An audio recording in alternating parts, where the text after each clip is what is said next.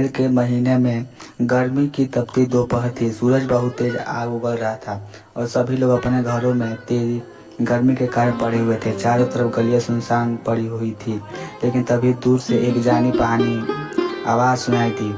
कुल्फी ले लो, कुल्फी कुल्फी मलाई, कुल्फी ठंडी मीठी कुल्फी ले लो, ठंडी ठंडी कुल्फी, आओ जल्दी आओ बच्चों, जल्दी आओ कुल्फी ले लो।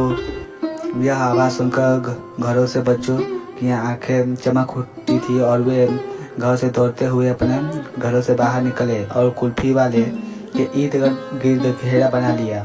वह एक बूढ़ा आदमी था, शायद 70-75 साल का।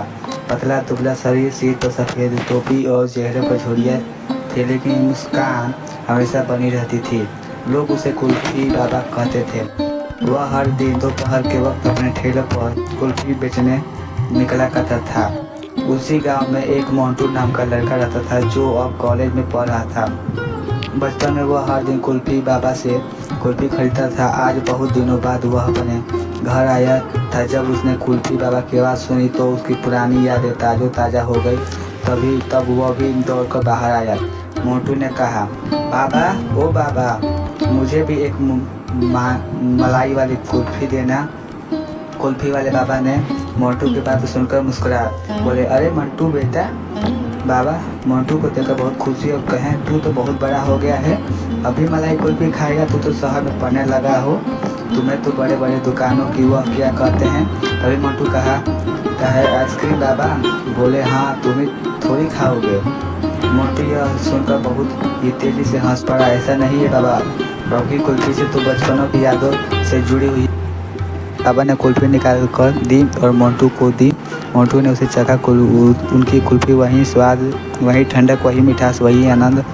मोंटू ने उत्सुकता से पूछा, बाबा आप इतने सालों से यही काम कर रहे हैं, आपको कभी थकान नहीं होती? बाबा आपके घरों में कौन कौन है? मैं ऐसे ही आपको बचपन से ही देखता हूँ। मोंटू बेटा, मेरे घर में 2 लड़के और एक छोटी बच्ची है। तभी बाबा ने गहरी सांस ली और मुस्कुराते हुए बोले, बेटा जब कोई भी काम खुशी हो मन से होता है तो उसमें थकान महसूस नहीं होती है। तो अभी मोंटू ने पूछा, लेकिन बाबा आपने कुल्फी बेचना ही क्यों चुना? बाबा की आंखें हल्की सी नम हो गई। उन्होंने अपनी कहानी सुनाना शुरू की। बचपन से मैं बहुत गरीब था। मेरे पिता करमचंद कुल्फी बेचा करते थे। मैं भी उनके साथ बेचने बाजार जाया करता था। वो कहते थे कि कुल्फी में सिर्फ मिठाई नहीं बल्कि खुशी बांटने का जरिया है। जब मैं बड़ा हुआ तो मैंने भी यही काम शुरू किया। लेकिन बाबा अब तो बड़े ब्रांड्स की कुल्फी आती है, फिर भी लोग आपसे ही क्यों खरीदते हैं? बाबा ने मुस्कुराकर जवाब दिया, क्योंकि मैं कुल्फी में सिर्फ स्वाद नहीं प्यार भी मिलाता हूँ। तभी मोंटू ने बाबा के बात सुनकर वहाँ से चला गया। दिन जो बदल गया कुछ दिन बीतने के बाद। कुल्फी बाबा हमेशा की तरह कुल्फी बेच रहे थे। तभी एक अमीर आदमी आया और बोला, बाबा तुम कब तक ये छोटा मोटा काम करते रहोगे? तुम्हारी उम्र हो गई, आराम करो। बाबा ने शांति से उत्तर दिया, बाबूजी अब तो मुझे आराम तो मौत के बाद ही मिलेगी। जब तक सांस चलेगी तब तक काम ही पूजा है। अमीर आदमी हंस पड़ा, लेकिन इससे तुम्हें क्या मिलता है? बाबा ने कहा, हर दिन छोटे छोटे खुशी, बच्चों की खुशी, उनकी मुस्कान, उनकी खुशी, यही मेरी असली दौलत है। समय बीतता गया। एक दिन कुल्फी वाले बाबा की आवाज़ सुनाई नहीं दी। लोग इंतजार करते रहे, लेकिन वे नहीं आए। जब मोंटू ने उनके घर जाकर देखा तो वो बीमार पड़े थे। मोंटू ने कहा, बाबा आप मेरे साथ अस्पताल चलिए, मैं ले चलता हूँ। बाबा मुस्कुराए, बेटा मेरी ज़िंदगी की आखिरी कुल्फी बेचने का समय आ गया है। और कुछ दिनों बाद बाबा नहीं रहे। गाँव के लोगों ने उनकी याद में एक छोटा सा ठेला रखा, जहाँ गरीब बच्चों को मुफ्त में कुल्फी दी जाती थी। मोंटू ने वो ठेला संभाल लिया ताकि कुल्फी बाबा की विरासत और उनका प्यार हमेशा जिंदा रहे। कुल्फी मलाई कुल्फी, ठंडी ठंडी कुल्फी।